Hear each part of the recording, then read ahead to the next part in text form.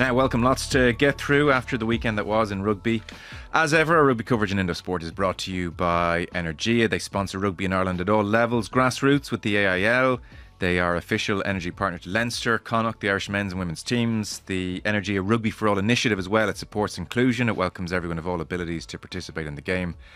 And if you want to learn more about Energia's rugby partnerships and find out about their exclusive home energy offer for rugby fans, you can visit energia.ie/rugby. Happy to say, Cian Tracey here in studio. Cian, good to have you in. Thanks, Joe. Ian Madigan with us as well. Hey, Ian. Hey, Joe. Hey, Cian. Yeah, delighted to hop on. So there's plenty happening. We're at the URC semi-final stages this weekend coming. Saturday just gone, Leinster progressed, Munster bowed out. Many interesting aspects to both games and performances, which we will discuss. But then breaking news this morning. Connacht swoop in to dominate the agenda. A serious coup. Their new head coach is Stuart Lancaster, who returns to Irish rugby. He has signed a 2-year deal to step in as Connacht head coach. Ian, your reaction to that appointment?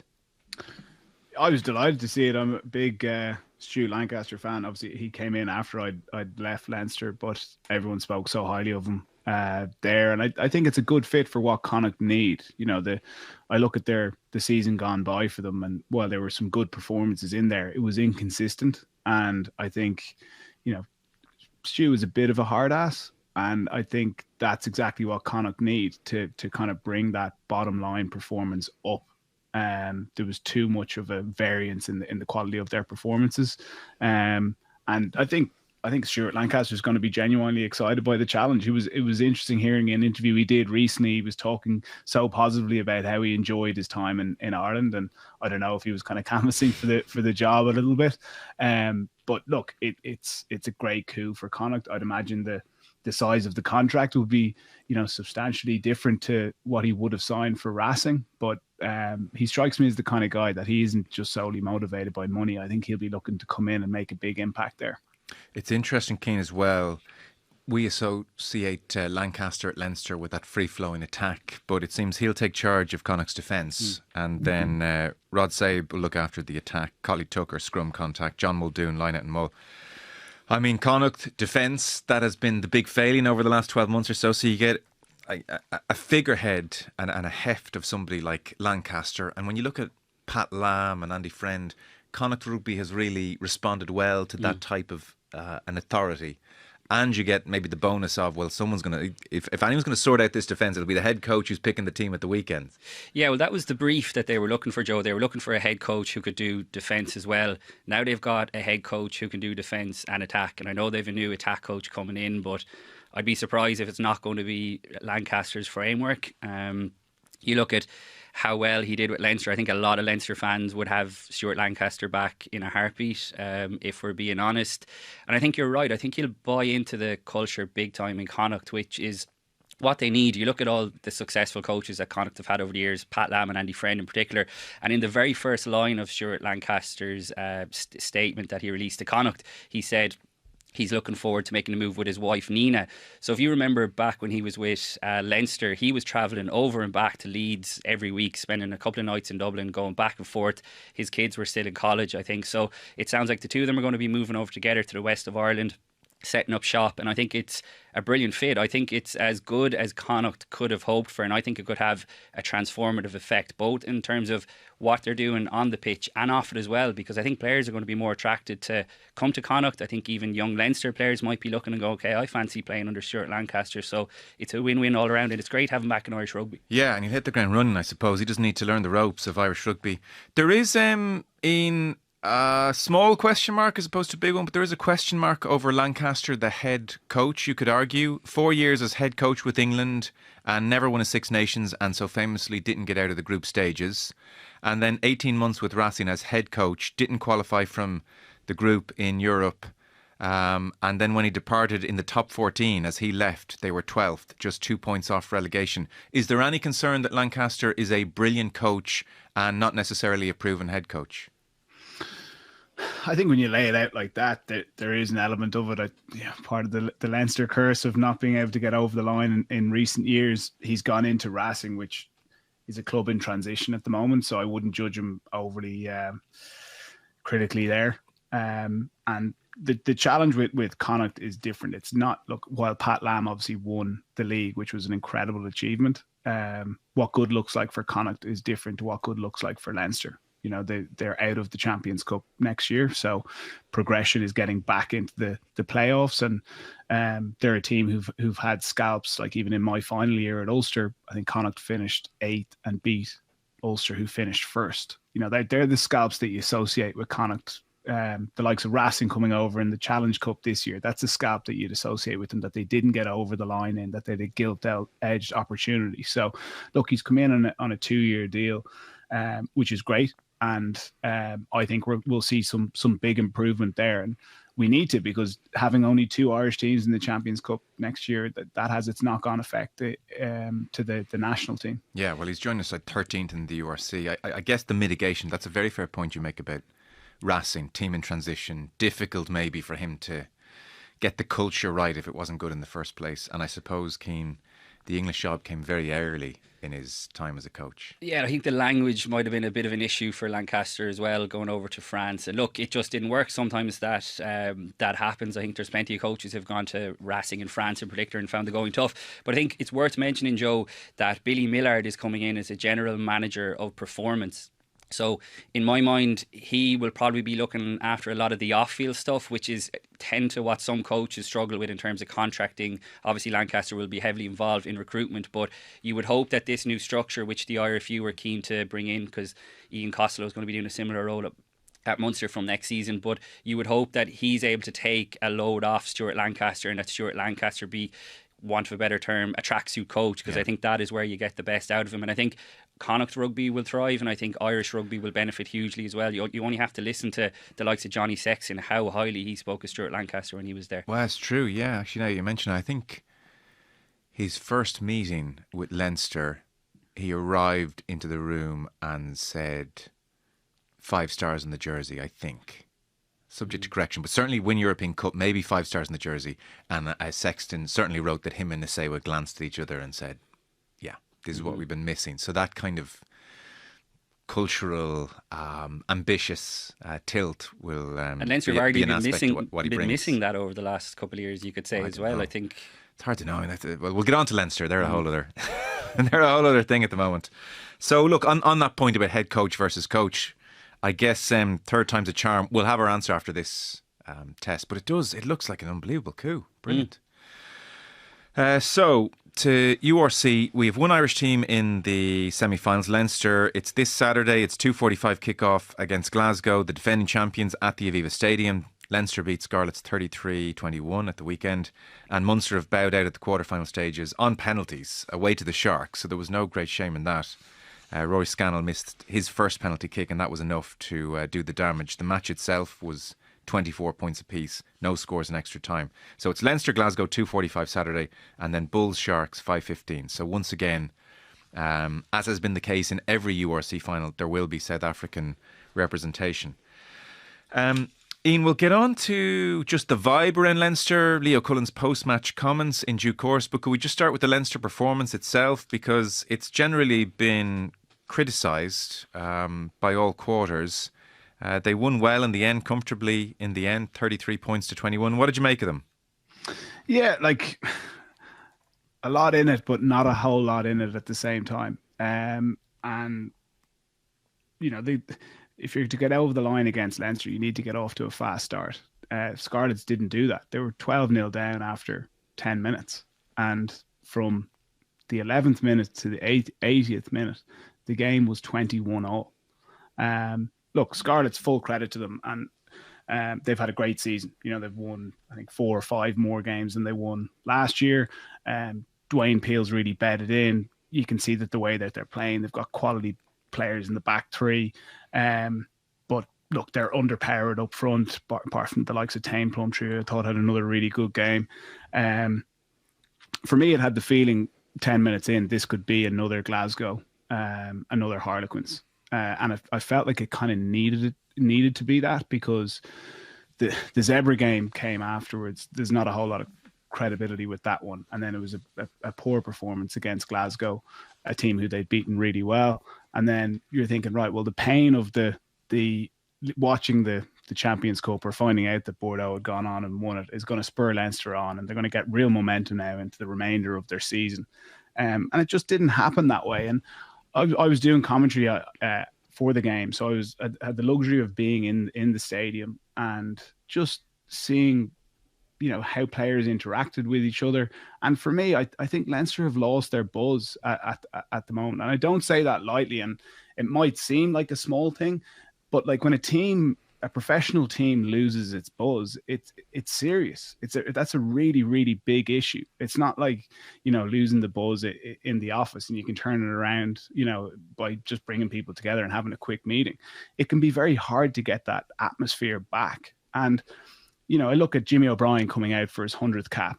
Like, that's a big milestone for him and any player in Leinster. And there was no kind of real, players running up, giving him a high five, using that to G themselves up to be like, right, well, I want to put a marker down so he remembers his 100th, comes away with a couple of tries or whatever it might be. Maybe now it could have happened in the changing room, and, I'm not part of that. But it's when you see enough of these things. So the line out didn't function and there's players bickering while the ball is still in play. I wouldn't associate that with Leinster. They're always a next ball team, and players will put their hands up and say that was my fault, even if it wasn't. But they'll say, right, for the greater good, we can deal with this post game, but I want to have the players around me feeling good. The same with ball presentation, the frustration that Gibson Park was showing, Leinster's lack of patience in attack. I thought that there was a rashness to their attack where they were just deciding to go for the jugular before they'd actually really earned the right.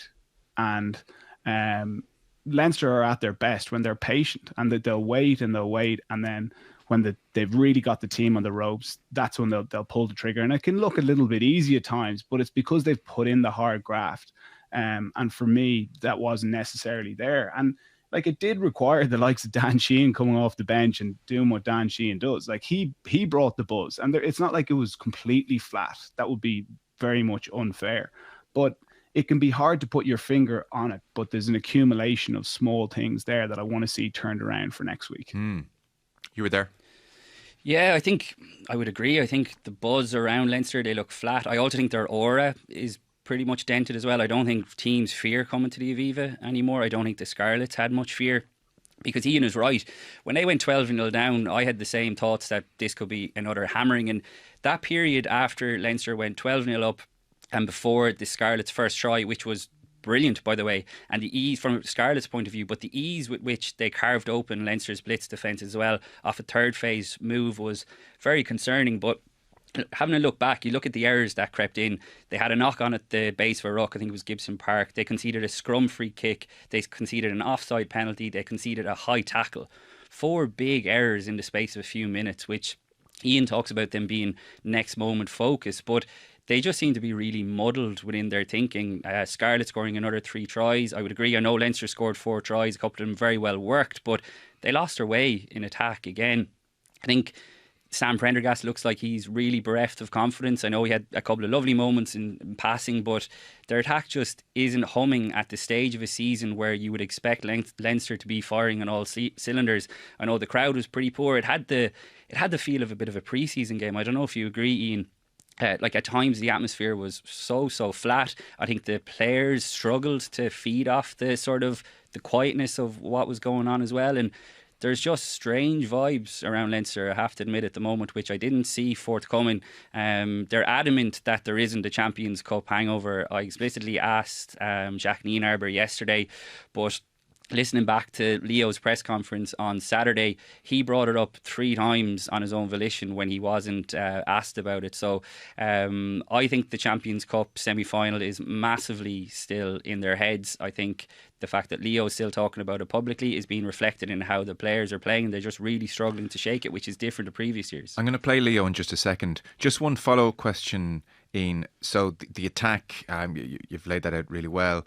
On the defence, and again, in a perfect world, we'd be at a stage of the season where Leinster might have, in their eyes, won a European Cup and would be going for the double, and this defence would be scary as hell for everybody, and the players would believe in it, really be committed to it. Do you sense in any way that the players have perhaps, off the back of the Northampton defeat, lost a degree of faith and commitment in this Níl Arbor defence? I am a big advocate for the Leinster style of defence and the system that Jacks has brought in. And when it was fizzing in the middle part of the season, I was struggling to really see a way of breaking this down. You get glimpses of it against, like, Bath. They score a couple of tries early on, but over the course of 80 minutes, they don't get on top of the defence. I think it's important to note, right, that the system is one thing, how it's implemented is another. And against Northampton, it wasn't necessarily the system falling down. It was how the players implemented it. And look, I'm a massive Gary Ringrose fan, but I thought he defended poorly in that game. I thought he was jumping out of the line when he should have stayed connected. I thought the communication of the players of when to get up and do the high press or when to stay connected just simply wasn't there. And for that first try that Cian touched on, it's a fine line between getting high and shutting them down, but not quite committing to it, and the opposition being able to go through you or around you. And that happened for two of the Scarlets' tries. The one where Osborne comes up, he doesn't quite get high enough to shut it down, but he also doesn't have the numbers and the security around him for it to go wrong. He gets it wrong, and it results in a try. And for me, the Scarlets, full credit to them, they'd got over the gain line, they'd got quick ball. Is that the time to go for the high press or the rush defence? And then similarly in the second half when Scarlett scored, it was a brilliant try and like lovely unlocking of the defence from Johan Lloyd. But James Lowe gets up, he kind of gets into the eye line. It's a lovely pump. He then gets caught ahead of the ball, and then they play the pass behind his back. And that kind of creates the line break. But for me, the concerning part of that wasn't necessarily James Lowe getting high and not getting the read perfect. It was watching the reaction of the Leinster players. So they have a really good, well-set line. And then the line break happens, and there's nearly a second or two, and then you see a reaction of players accelerating and trying to scramble back. Again, it comes back to like the point I made around the Northampton game. There was this lack of desperation that I felt that, certainly that the contest, the Northampton contest warranted, but even this contest warrants, because you've got players who are trying to put their hand up for selection for the semi-final, for Lions selection, to go on the Irish tour. And I just didn't quite sense that desperation that I was seeing and feeling earlier in the season with this Leinster team. It's very, very strange. It's difficult to work out why that would desert them in the knockout stages. Let's go to Leo Cullen. So Leo Cullen speaks, and Cian, you'd have more experience of this than anybody, having attended numerous press conferences over the years. Leo is not a hype man, not a hype merchant, not a salesman. He obviously senses something is off with the supporter base, and I suspect with the players as well, and the staff get mentioned here as well. So I've just two clips of Cullen. A lot of these moments are kind of self-generated. He's kind of trying to get this message out. There's a lot in this one. Even just listen towards the end what he says about the Northampton semi-final. But in the main, this is a coach who it sounds like, for all intents and purposes, is sensing nobody's excited about a URC quarter-final or a semi-final, and obviously that is worrying to him. We need to be relishing the opportunity of playing in front of our home fans. This time last year, we had people scrambling around the dressing rooms trying to book flights to South Africa, not knowing exactly. So literally, I'm sitting here in the press conference, not knowing exactly how we're getting to South Africa. So this year, we know we haven't decided, or hasn't been decided exactly what time. It's on Saturday. Please turn out in force. We would love to see you here in June and get excited about cheering on the team and all the rest, because the fans they feed off that energy. Like, as in the players feed off the fans' energy. Like, they're humans. The players are human beings. They want to do well. They want to do well. They want to feel that support behind them. So for us, it's just dusting ourselves off now. We'll see where everyone is. Like, it's great to be in the semi-final again. So, but we take nothing for granted. Like, we had the message, taking nothing for granted. I think, again, going back to the semi-final, we've already lost. Like, people were looking ahead. Everyone's looking ahead. Everyone is. Like, supporters, staff were trying to look too far ahead. So it was a real harsh lesson for us, but making sure we learn from that. So be excited now. So really interesting. And then just one more clip, shorter clip. Again, the line, he literally says here, this shouldn't be a drudge. Like, no one said, Leo, this seems like a drudge. He introduced that concept. Have a listen. like big thing is like, for us, support, like get genuine excitement. You know what I mean? Like it shouldn't be a drudge. It should be like, this is amazing. We're in a semi-final. We're getting ready. We're playing the current reigning champions. So we know it's going to be hard. What did they do last year? They won a home quarter-final. They came away where? To Ireland, Munster, to win a away semi-final before they went to South Africa to win an away final. So, if you're putting yourself in Glasgow shoes, what are they like? They're relishing the opportunity to come here. But we need to be relishing the opportunity of playing in front of our home fans. Ian, interpret all that for us. He's kicking hard there. Yeah, look, there's lots in that, and I think you summed it up. Like Leo isn't naturally a hype man. He's more of a weatherman, is what I'd say. When the storm forecasted, he's the guy who's level-headed, and when the sun comes out, he's making sure that people aren't hammering the beers. But like, to give context to, first off, like, there was 12,000 at the game at the weekend, right? The dart wasn't running from, I think it was Dunleary to Lansdowne Road. Small point. It was a bank holiday. A lot of people got out of Dublin. The Dubs were playing, which, there will be people who'll make a decision of whether to watch the Dubs or watch Leinster. You're probably not going to watch both. No season tickets were included in that offering. The Argentina game is coming up, and these tickets are really expensive, so people may have set money aside for that. The Quins knockout game, the Glasgow knockout game, the Saints knockout game, the Scarlets knockout game. Your season ticket being renewed. There isn't an endless amount of money from these Leinster supporters. Something had to give, and it was probably this weekend. Hopefully we'll see people coming back out next weekend. But that came at bad timing when you feel like the team needed a good showing from supporters. It's also in the Aviva, which is a 50,000 seater. The average that Leinster have had at their URC games is 20,000 this season, which is selling out the RDS every single week. Like that's amazing. So yeah, it is a tricky one, but like, what I do know is when someone is telling me to get excited for something, that's a bit of a red flag, because the excitement should be coming across in how they're delivering it, as opposed to telling you to get excited. And that's where I feel for Leo, because he knows that it's not quite fizzing at the moment, and he'll be looking to turn the tide this week in training, but it's going to take more than that.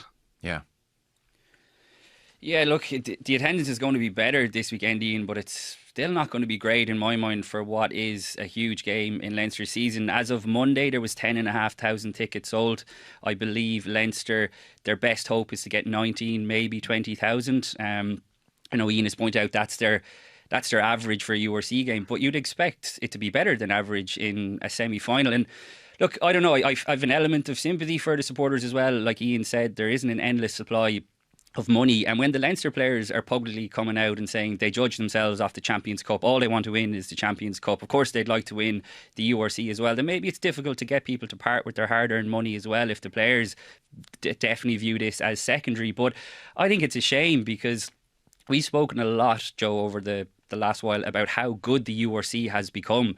The URC isn't like the Pro 12s. No disrespect to Ian and the previous Leinster teams. This competition is much harder to win now. Maybe Ian will disagree, but since the big South African teams... I agree totally. And like, Leinster haven't won the South African teams have come in. That's important to know. And that's what I mean. Leinster have not won this competition since the big four South African teams come in. So in my mind, this game this weekend is huge. If Leinster finish without a trophy 4 seasons in a row, I know Leo is contracted till 2027, but to go back to the clips that you played, Joe, I think like that's a man feeling the pressure. Yeah. And I've been at a lot of Leo press conferences over the years. He is the coolest man in the room, always able to deliver a message, and he was really amped up last weekend. There's other clips that you didn't play. Like he reckons, and always has, that the shift in the global season, that we're still playing rugby into June, was going to be disastrous. He made the point that if you walk around UCD, which I did yesterday ahead of Leinster press conference, it's a ghost town. Students are off, people are off doing different things, but this is the reality that we have to get used to.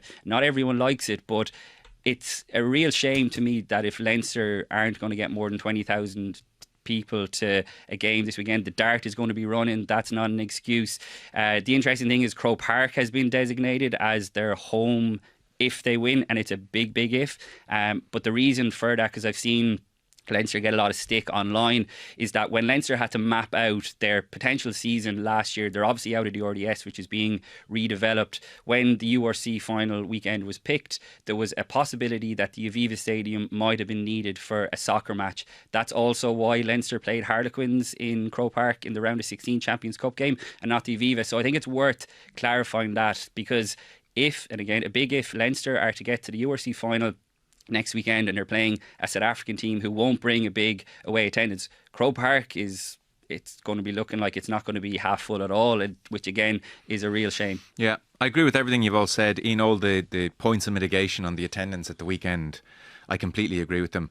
And I would just add, one, an assumption that Leinster were going to beat the Scarlets and there are bigger home days ahead. So your point about money really stands. Home game against Glasgow, maybe Croke Park. I think, you know, despite the failing in Europe, an assumption that Leinster were going to beat Scarlets was probably a widespread one. But also, like, to your point about everyone get excited, Irish fans are just, Leinster fans are not excited by the URC. They're just not. And even if they win this trophy, I hear everybody saying they have to win a trophy.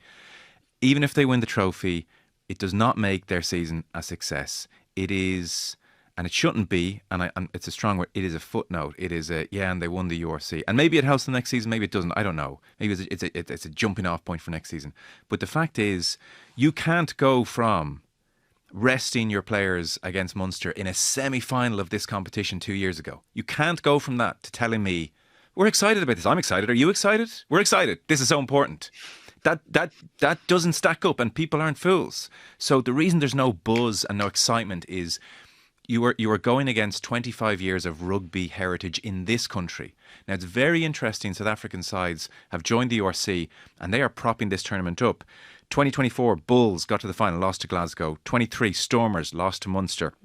And for Munster, where they were, that URC was huge and really felt big. 22, Stormers and Bulls both make the final. They, almost ahead of Europe, have prioritised the league. It's almost how a Premier League side would say the league is the real barometer and the European Cup is almost the icing on top. Leinster and Irish rugby, when it's at its best, Munster when they're at the best, they didn't see it that way. And they're almost trying to play catch up in their minds. But like, not to be all Liverpool fans on Trent Alexander-Arnold, you can't tell people how to feel. They don't feel the URC. Leinster fans don't feel the URC in the way they would have felt about European knockout ties. And Leo Cullen's trying to, it's like now that they're out of Europe, it's like, let's try and get it going. That's a really hard thing to do. And I think the players must be feeling that. Yeah, and you touched on the Cian, like with I think it was Ports that said, look, we measure ourselves on the Champions Cup. Like, a large number of their players have the Lions tour coming up.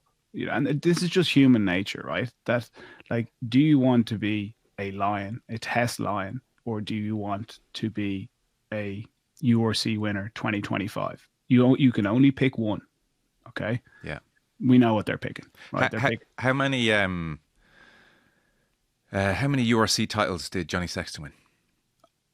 I don't know, 5 or 6, but like. But if I ask all of you guys how many European Cups, I don't know either top head. But Brian O'Driscoll, how many I won. I know. I know I lost a load of finals. Right. So that's the difficulty. How many did Brian O'Driscoll win? But you know how many European Cups he won, and that's the tricky part. But Ian, why does it have to be one or the other? I get the point that you're making, but I don't want to disrespect the league here. There was a couple of years in Leinster where I was like on the bench for Europe, but I was playing the majority of the league games. And those league wins, believe it or not, actually meant more to me than the bit parts that I played when Leinster won the Champions Cup. I was part of the 23, but it didn't necessarily influence them winning it. But I knew that, like, I had influenced Leinster winning the league because I played big moments in lots of the big games and the knockouts, and like that had such value to me, and that is really important. And that, like, I don't want to go down the road of devaluing it, but I'm trying to talk about the other challenges that he has with this Lions tour coming up. Players, just human nature. You have one eye on it. Like, even Barrett coming over. Has Barrett come over to win the URC? No, he came over to win the Champions Cup. We all know that. Yeah. So, like, even keeping him excited. Motivated. Yeah. How do you get him buzzing? You know, that's the thing. Like, look, this guy, I think the world of him. He's phenomenal, but he was actually pretty poor at the weekend by his usual high standards. And like that's part of like they weren't necessarily like, how focused were they going into this game? Human nature probably took over. Not really. They turned up, and it looked to me like, look, we just need to turn up, do our job, stick to the system, and we'll win. It didn't have this kind of, I'm, going to trust my instincts today, and when an opportunity presents it, I'm going to take it, and I'm going to put out my best ever performance for Leinster, because this is a knockout game and this is how Leinster perform in those. It didn't have that feel to it. Yeah. Well, I guess with a view to Saturday, because I want to leave time for Munster here. For all that I've said, I do sort of think semi-final, more people there, Glasgow defending champions. You're excited. No, no, but it's the smelling salts might kick in a little bit. There'll be a little more adrenaline here. There'll be a bit more on the line, and I would anticipate you see a better Leinster. Do you agree, disagree, or is this a bit more pernicious? Yeah, I'm just getting vibes of the Northampton week, I have to admit, about this week. Glasgow are coming over for the third time in 8 weeks, and I think everyone will probably disregard the 52-0 or whatever it was in the Champions Cup. They were missing a lot of players. They're a very different team than they were now. Even the game a couple of weeks ago was a 13-5. Yeah. Like, Leinster didn't play well. It was a dead rubber. It was a dead rubber. But Glasgow felt like they left a couple of opportunities out after them. I think their attack, now that Sione Tuipulotu is back, their attack, which is run by Nigel Carroll, the former Connacht and Ireland under-20s coach, is very similar to the Saints attack. And I think they have the weapons to hurt this Leinster defence as well. Like myself and Ian have outlined there, Scarlets did it 3 times at the weekend. I know one of the tries was a breakaway, but all of a sudden, Leinster have gone from nilling Harlequins, nilling Glasgow, to their defence being quite leaky. You look at the Champions Cup semi-final, I know it was a much changed Leinster team, but the Scarlets put 4 tries on Leinster the week before. Glasgow scored a really good try, and then last week again 3 more times. So I think Glasgow are coming over here with, even though they're defending champions, Joe, they went, like Leo outlined there, they went to Limerick this time last year and won in a semi-final, backed it up by going to Loftus by winning it. So I think they're very dangerous opponents this weekend, and as much as we're expecting Leinster to turn up and deliver their best performance of the season, I wouldn't be surprised if Glasgow do it as well. Yeah, okay. By the way, Ninabar, Ian, to set you up then for your thoughts on how the weekend will go. He was asked if he thinks Leinster may be mentally tired, struggling to focus on URC after the disappointment of Europe. He said, no, look, I'm literally a defence coach. I just make them tackle and keep points as low as possible. I'm not a mental expert or a mental coach. That's not my expertise at all. Nothing to do with me. That's strange, no? Yeah, I think he's one of the mentally strong coaches in the game. It's a real edge that I think he brings. Look at chasing the sun, Ian, and like the amount of times that he got the Springboks going behind the scenes. Oh yeah, and I don't know, maybe this is a good week to bring him in and do a team talk, because I think that's possibly come out of the game too much as well, where it's all this system, do your job. It's like, we're about to go to war here. Like, let's not forget that. Like, and there's nothing better when there's like lads going around, going crazy, ready to run through a brick wall. But yeah, look, it's an interesting one. I tell you what, the way Glasgow play is a good blueprint for beating Leinster. Their short side attack is excellent. That's always been the Glasgow DNA. Leinster are going to look to obviously defend up that, but you over park up on the short side, that opens up the long side. It seems so simple, but it's not. And then you couple that with Tuipulotu coming back, like, getting that go forward ball on first phase is such an important part of breaking down this Leinster defence. And if you can get that through the kind of 10-12 channel, get your forwards around the corner, you're opening up both sides of attack. And that's where, they are playing really well. And they're a very creative side.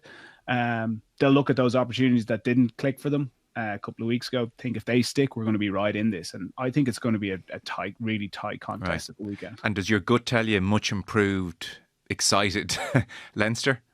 No, it doesn't actually. Not this week. I don't say it lightly when I didn't feel the buzz, and I think I've been in enough teams to know that it takes a bit of time to get that back. Right. So there is a hangover from Northampton. Yeah. I think so, yeah. Okay. And Glasgow were also outstanding, it's worth mentioning, in hammering the Stormers last weekend. So they're bouncing into this weekend, Joe, full of confidence. Whereas Leinster, okay, they had a win as well, but you wouldn't say they're coming in with the same sort of pep in their step. God, it's interesting, isn't it? Okay. The other side to it as well, Joe. Like we talk about Prendergast and Crowley a lot. Like Prendergast, I think he's 21 or 22. He has played a huge amount of rugby this season, and that's obviously going to take its physical toll on you. And then for me, it's also like the psychological side of it. Like there's been so many big games, big selection calls.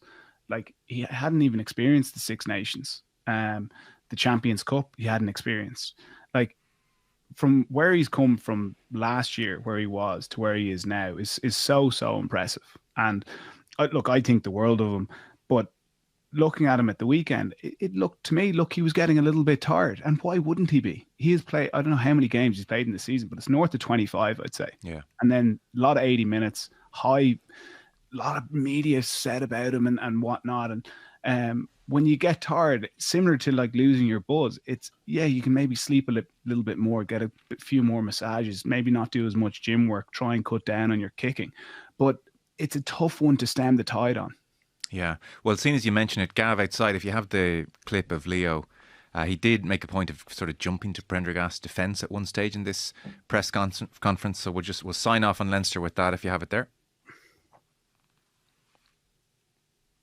And Sam is a young player, and listen, he had some unbelievable moments in the game today. And like, it's not to hype somebody up, to the point where like we're unrealistic in our expectations. So you have a young player, he's 21, just gone on 22 recently. And it's, we need to support these guys. Like the guys come through the system in Leinster. And there's patience and being realistic about what young men can do. Yeah, it's fair. So he's trying to hype at the start and a bit of coolant on the Prendergast talk at the end. Can I just give context to what the question was there? The question there was a real softball question about brilliant moment when Sam did the lovely little dink over the top. It wasn't about, Sam had a real mixed bag. So again, that answer to me gives a little insight into what Leo Cullen is thinking, because it wasn't, like I said, a real hard question about Sam Prendergast. Oh yeah, no, it's true. Sorry, Aisha, that's a great point. It wasn't Sam's not going well. Exactly, yeah. It was like Sam did really well there, Leo, at a crucial time in the game, and it was a beautiful kick for Jamie Osborne's try. But yeah, I think it's worth pointing that out because Leo quickly jumped to his defence on his own accord. Yeah, it's all very telling. So fascinated for this game at the weekend. So that is, what did I have? 2:45 on Saturday, Glasgow, and then the Bulls Sharks game is 5:15. So URC is coming to the boil nicely in that respect. Munster signed off in Durban, Kings Park, 24 points apiece after full time, 24 points apiece after extra time. I mean, they defended amazingly, Munster, through extra time. They were really under the pump at that stage. Sharks were on top. Tyg Byrne, without his blue scrum cap, with a number of big interventions. Conor Murray had kicked a long-range penalty 3 minutes from time to send the game to extra time. But Munster had been in good shape. It started well, and with 14 minutes to go, they were 21-10 up, and the Sharks came at them. The power, the speed, kind of a bomb squad front row off the bench, and led, and Murray had to kick an equaliser. So it's kind of it was a back-and-forth game. Really good game. And then there were the penalties. Now, my instinct is just to go straight to the penalties because they're the most interesting thing. But give us a quick word on the overall Munster performance in normal time, extra time. Ian, there's a general consensus the Sharks were the better side on balance, deserved to go through in the balance of play. Do you agree with that? Excuse me. Sorry. I think the Sharks have more weaponry across their team. Like there's so many of the South African international team in that Sharks team. But sorry, 1 second.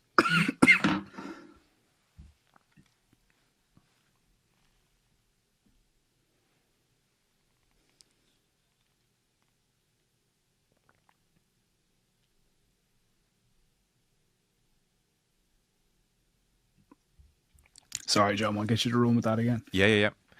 There's a general consensus out there that on the balance of the full 80 plus extra time, the Sharks were probably the better side. Do you go along with that? I'd go along with it in the sense that they've got more weaponry across their team. I didn't think they used it similar to how they've been all season. They don't really know how to play and how to get the best out of their team. But look, the power and the pace that they have in their 23 did tell. Munster did a phenomenal job at just hanging in there. Like, it's very rare that you see scrum dominance like that and a game go the full distance. But that was testament to how Munster scrambled in defence, how they took their opportunities when they got them in attack.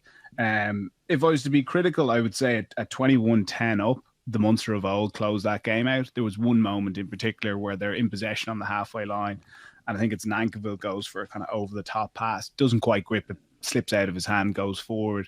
But that's the worst thing you wanted in that situation, is a scrum in the middle of the field. And very quickly they apply pressure, they score again. And then Munster hang in there.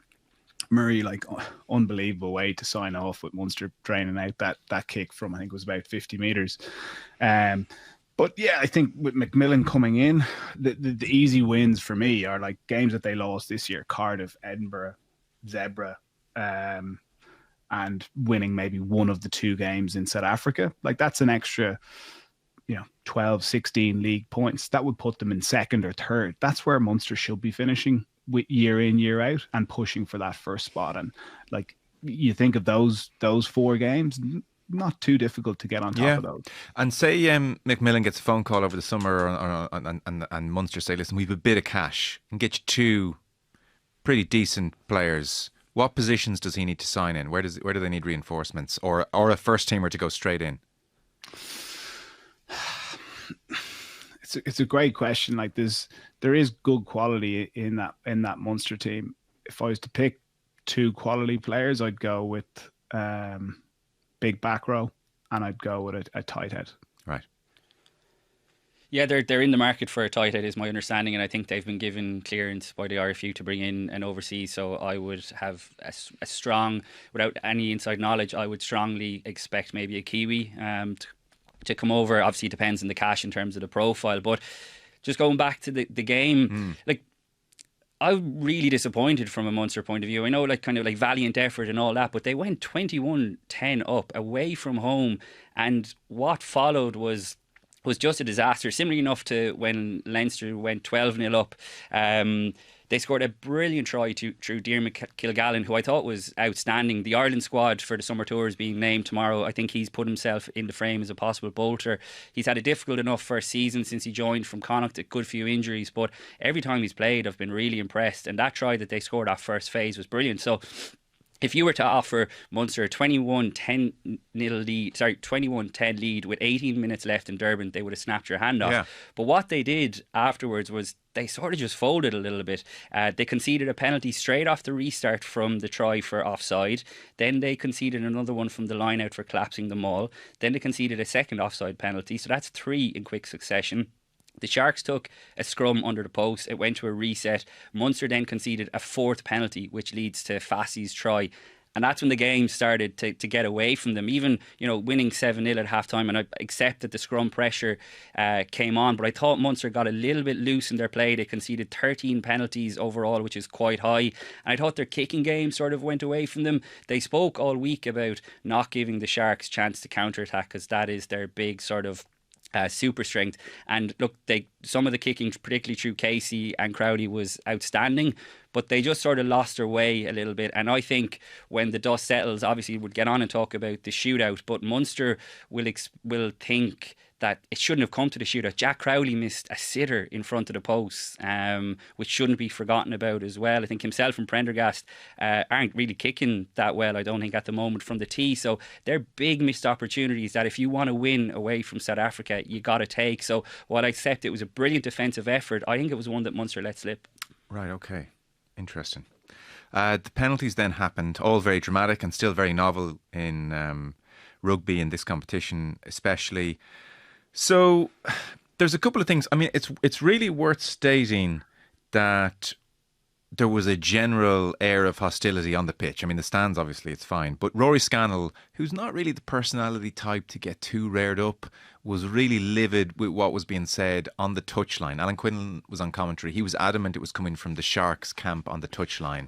Whatever they were saying to Scannell, he did not like it. So that was one thing. And then there was Crowley versus Jaden Henrikse. So for penalty 1, there's an exchange of verbals. And look, you don't know. This could have been happening all game, is the other thing. You don't know. These two may have been going at it all game, or maybe it was just in the confines of a penalty shootout that Hendricks said, I'm going to use every bit of chicanery in my arsenal here to try and put off my opposite man. We don't know.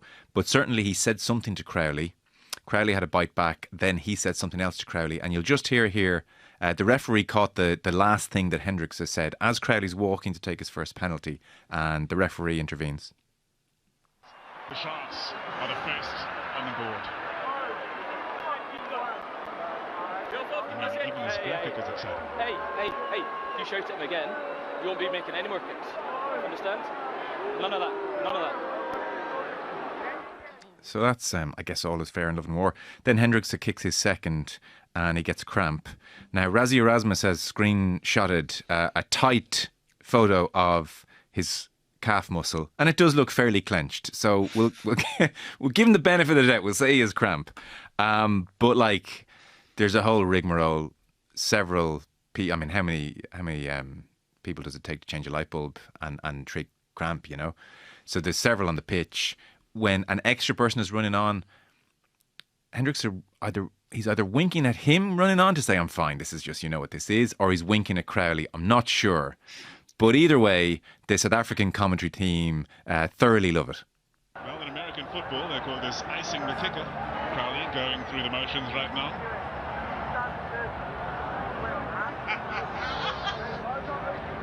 A wink and a smile from Jaden Hendrikse. He's a scrum half after all. Did you expect anything else?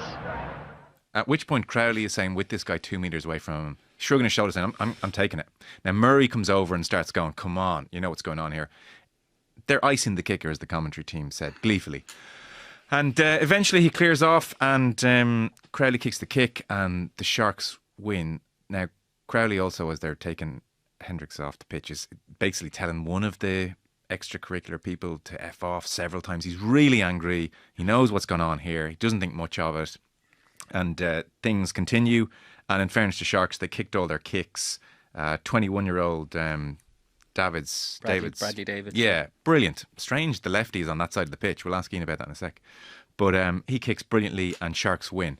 But I guess there is a spectrum here of this was a disgrace and really not something you see that often in rugby. And even in soccer, which has far more chicanery, I think, on the pitch in an obvious way. When it comes to penalties, there's a degree of like, you do you, I'll do me. This doesn't happen that often, whereas this was kind of mano a mano. So there's a spectrum of this was a disgrace and a kind of a classless way for Sharks to behave, right the way through to, would you stop? This is elite sport. This is what you do. So, sorry to labour the explanation of what happened, but just for people who didn't see it. I'm curious to know where you both are. We'll get the professional sports person view in a moment.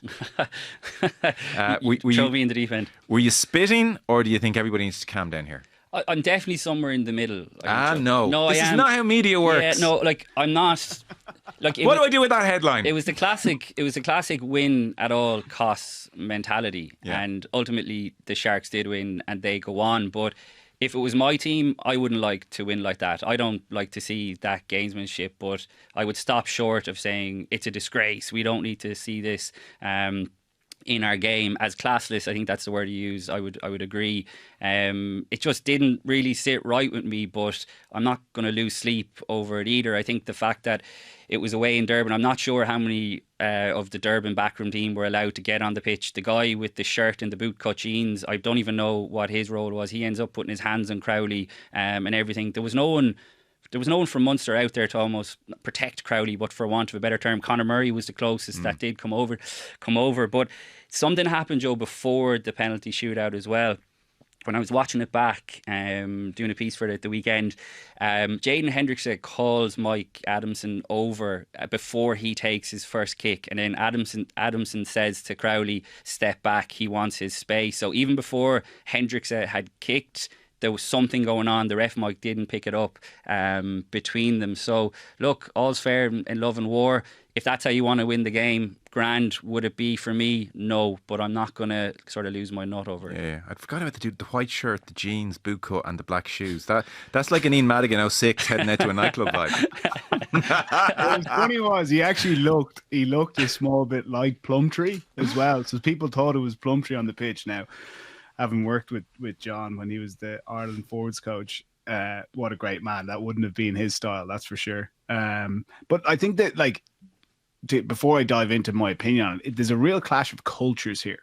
Okay, so like Munster are obviously, near, like you could say they're famous for being quiet for the kickers. And sometimes the silence can put kickers off in itself, you know. So, but that is a sign of respect, and it's something really special with playing in Thomond Park in particular, versus the Sharks. The culture over there is very different. They see it as like a way can you put off the kickers by screaming and shouting, and the stadium announcer would nearly be getting involved to see if he can help. And it's this kind of feeling of do whatever you can to get your team over the line. The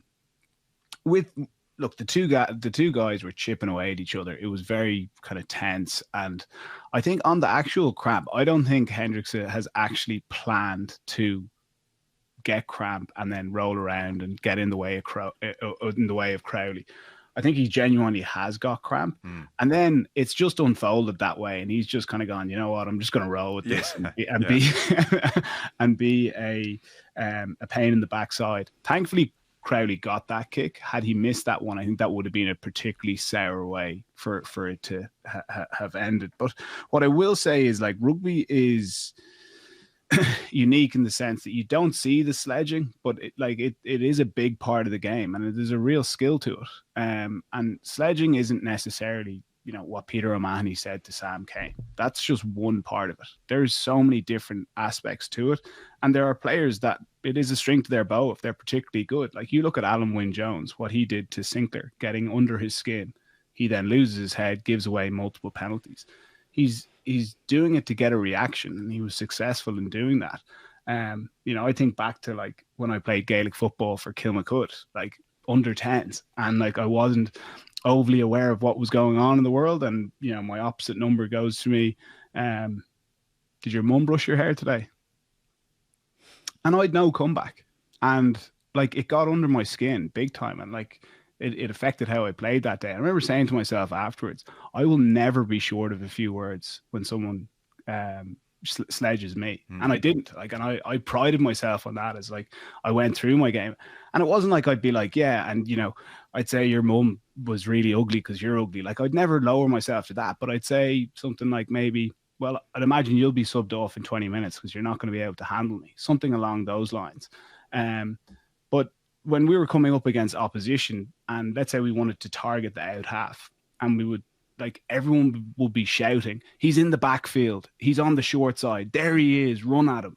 Like, that is sledging. And you're letting this guy know that, look, we think you're soft, and we're going to find you. We're going to spend the next 80 minutes finding where you are, and we're going to let your team know that we think you're soft. That can have an effect on you as well. But then there's the subtlety to it around a game. You could go up and say to your opposition, best of luck today. How does he respond to that? Is he thinking, why is this guy offering me good luck? Does he not want that for himself? And like, I always found that very telling. You could get a reaction. Maybe they stumble in their words. You're kind of going, oh, this guy seems nervous. There's little edges you can get across the board. Like, even going into the lines, how Joe Schmidt is going to deal with the media. That is fascinating. It's not sledging, but you're getting an edge. You're planting seeds in the opposition mind. And it's a big part of rugby. The ultimate bit of warfare I ever heard was in GAA, where inter-county match, and player looks down at his opposite number who's holding out his hand, and written on his hand is the guy's girlfriend's phone number. And the ref says, right, here we go, ball in. What a head melter. That's a weird one, Yeah. Where I think, so look, Jack Nienaber was asked about this. He said the banter, the crack, whatever you want to call it, trying to get into opposition heads, something that happens throughout the game. You try and do it physically, you try and do it with your mouth, you try and do it at set piece. A lot of things, rubbing a guy's hair, faces in the ground, happens throughout the 80 minutes. You are masters at it. The Irish crack, isn't that the word you use? The Irish have never fell in their mouths ever. You ask if Irish players do it as much. Wasn't there a thing about Peter O'Mahony and Sam Cane? So there's your answer. I take that point entirely. I'm sure Irish players sledge all the time, do all the kind of stuff that everyone does. Where I sort of thought this was a little bit unusual is that, and I agree entirely on your point, that I think he got cramp and he thought, okay, let's roll with it. This has actually worked out quite nicely. And then the wink and all that kind of stuff. It seemed to sort of cross the line for me in that you're really interfering with the guy's kick. Like, you're interfering with the game. That's not just rubbing hair. That's not in the cut and thrust of 80 minutes. Like, I think even, footballers more practiced at penalty shootouts. That's not really a part of the culture, actually. They sort of leave each other be in the main. So I just thought when you're interfering that much with the guy's penalty kick, it's probably crossed a line into something unpalatable for sure. And look, no one's a shrinking violet. I'm sure they're all like, nice one. Do it. We got to win. You got to do what we can to win. But I thought it crossed the line. I thought that is, put it this way, that's not how penalty shootouts should happen in the sport. It's the stakes are too big. It's not fair on the individuals. Show just a little bit of respect for your fellow kicker, your fellow professional. It's a stressful environment for everybody. Like Conor Murray and Davis, the 21-year-old, conducted themselves brilliantly, kicked all their kicks. They shook hands before the kicks. Which looked like it was Conor Murray who intimated that. There's a young guy who you could have tried to rattle, who had only come on, Joe, at the very end of extra time. You know? So that, for me, and again, like, it's part of what we're talking about here, the controversy. I appreciate for us as journalists, it's part of the fun. And so if I'm always thinking about the story, then I'd like what happened on Saturday to happen all the time because it's meaty and fun to talk about. But if you're taking a step back from our profession and just, well, the sport and sports people and professionals, what Murray and Davids did, class. Really class. And both kicked their points, brilliant. Scannell getting abused from the Sharks line. Your man here rolling around winking, fine. But like, I certainly hope the Sharks don't win the tournament, given how they carried on. But they should feel no shame. Like, they did what they had to do. But I don't think it's good. It's the third time, certainly that I can remember, that a penalty shootout has been required in a rugby match. The second time was Munster and Toulouse 3 years ago, and there was none of this. There was none of this at all. The Toulouse won fair and square, and that was it. So I think, like, I agree with Ian, sledging is a part of most sports. Rugby is no different. Jack Nienarber also made the point yesterday that if you listened to the ref mic and didn't have commentators, the kind of stuff you'd hear, you'd be really shocked and surprised. And I've no doubt. Yeah. But I agree with, I think the point you're making, Joe, is that a penalty shootout is different. I think it's different. I think it's kind of a mano-mano, you know, it's three guys going head to head. And I think they cross the line as well. And I don't think they'll win many friends. But what it does do in the bigger picture, it adds another bit of spice, as if we needed more, to Ireland, South Africa in November. And it definitely creates a rivalry now, I think, between Munster and the Sharks, which is exactly what we need. It goes back to my point about the URC. The more of these sort of feisty rivalries we can have, the better. And it'll be interesting to see if Jaden Hendricks plays in Thomond Park next season, what kind of reception he'll get, which is great for the game. No, it is. And maybe the reverb is all day. Munster have a lot of rivals. So, I mean, they're obviously no shrinking violets themselves. There's plenty going on the pitch. Just for the record as well, like, I didn't like it. And I agree with you guys. It overstepped a line, and fairly considerably. And I actually think Hendrickson himself would probably regret it. And if he had his time again, I think he would have conducted it differently. You're in the heat of battle, and totally these things happen, you know. But I think I think the wink will linger in the memory. And again, it's different ways to promote the game. That's another way of saying it. Like, you like, rugby isn't doing amazingly well. Like, these kind of things are talking points. Do they put bums on seats? Yeah, they do, to an extent, clicks and all that kind of good stuff. But is that how we want to get the That's the thing. That's the contradiction here. Like, it was great. It was unbelievable theatre. I can't wait for Munster Sharks next year. So I'm speaking out of both sides of the mouth. I appreciate that. And when Bradley Davids kicked the winner, I did think it was hilarious. Who was the first man over, running and sprinting on top of him? Our man with the cramp. So, I missed that. Yeah, jumping up in his arms. So, and I do agree, because when I saw the clip, the photo doing the rounds well before Rassie had tweeted it, I was like, this is obviously photoshopped. I went back and watched it, and it's not. He does have cramp. He does have cramp, but it's the rolling over onto his stomach and, you know, all this, and then he sprints over. So it just added to the entertainment. And look, we've spent a good few minutes talking about it, so yeah. It's entertaining. No, it is. Come here. Two quick ones, Ian. The kicker on you. I'm sure you're watching those shootouts with great interest. Would you have put Scannell in the middle and Crowley out right? I appreciate lefty righty, but just like your best kicker, trickier angle, Scannell front of the post, bit easier. And secondly, Crowley's kind of big old left to righters. The two of them. What was going on there? Yeah, like to start off with, like, where you kick from. Certain kickers don't like kicking from certain positions. I've played with plenty of guys that do not like the ones bang in front. In particular, the one on the 10-meter line bang in front. If you're shot shaper and you like a right to left or a left to right, it just doesn't suit your eye. They're like a golfer. Sometimes they hate a straight shot. Correct. And then just because you're on the right side as a left footer and you hit a draw, that's where, you know, the posts are more wider for you because of the arc of the ball. Yeah. But certain players like running upfield to make their kick, and they would prefer the commitment of getting upfield hips to the post. And despite the post being narrower, they prefer that on their eye from the 15-meter line. It's different when you go to the 5-meter line or the touch line, because the posts get considerably narrower the more you arc the ball. On Crowley, look, maybe he's carrying a bit of a knock. Like he was injured at the end of the Benetton game. Yeah.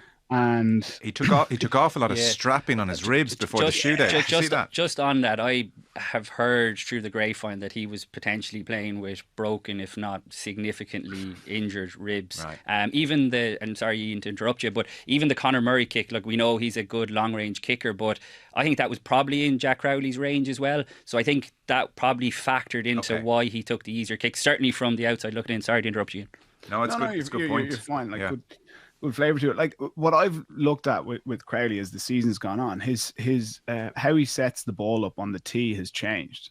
So it's now slightly to the side, slightly forward, and you do that to open up the sweet spot. But when the ball isn't lined up square to the tee, you can be a millimeter off here and there. And like he was playing a fade with his shot, so it was a left to right ball flight for a right footer. The same way, like the best person in the world who did that was Lee Halfpenny. And he is probably the only one who is consistently being able to pull off the fade. And it is really difficult. I've tried it and failed and parked it very quickly. The draw with a rugby ball is much easier, right to left shape. And I think I would love to do a session with the two guys. I don't know if they'll have me in, but the way they're setting up the ball, it doesn't suit their technique. They should both move to more of a sweeping motion, and it open up the sweet spot, make it bigger. But to have that movement on both the one in the 22 and the one on the 10-meter line, if you have 100 kicks there, you're not getting 95 of them. Whereas with, you know, a true draw, you can get 90, 95, 98. Oh, it's fascinating. Let's come back to that actually. But we're an hour deep here and we have to... Well, that's not we do an hour on that. Yeah. Well, there'll be a quiet week at some stage in August. Let's dig into kicking with you. It'd be a lot of fun. Okay, I think we're done. I thought it was going to be a quiet rugby weekend. Not a bit of it. It never is, Joe. No. So, fellas, that was super. We will come back to it next week. I suppose we'll see if Leinster can get going against Glasgow. We'll try, I'm sure, and speak to Stuart Lancaster on the show as well at some stage. But Cian Tracey, thanks for coming to the studio. Ian Madigan, pleasure, Ian. Thank you very much. Yeah. Cheers, guys. Thanks a million, Cian. Cheers, Joe. All right, lads. Well done.